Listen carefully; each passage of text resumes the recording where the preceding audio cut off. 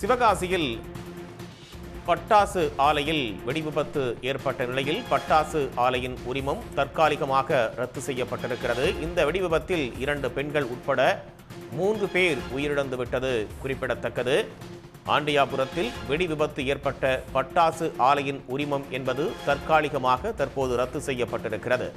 பட்டாசு ஆலையில் ஏற்பட்ட இந்த பயங்கர வெடி விபத்தில் 3 பேர் உயிரிழந்த நிலையில் 10 அறைகளும் தரைமட்டமாகியுள்ளது. இந்த வெடி விபத்தில் 2 பெண்கள் உட்பட 3 பேர் உயிரிழந்த சோகம் நிகழ்ந்திருக்கிறது. பட்டாசு ஆலை விபத்தை தொடர்ந்து உரிமத்தை தற்காலிகமாக ரத்து செய்து தற்போது நடவடிக்கை என்பது மேற்கொள்ளப்பட்டிருக்கிறது. ஆண்டியாபுரத்தில் வெடி விபத்து ஏற்பட்ட பட்டாசு ஆலையினுடைய உரிமம் என்பது தற்காலிகமாக ரத்து செய்யப்பட்டிருக்கிறது. இந்த வெடி விபத்தில் 10 அறைகள் தரைமட்டமாகிவிட்ட நிலையில் 2 பெண்கள் உட்பட 3 பேர் உயிரிழந்திருக்கிறார்கள். உடனுக்குடன் செய்திகளை தெரிந்து கொள்ள சன் நியூஸ் பெல் ஐகானை கிளிக் பண்ணுங்க.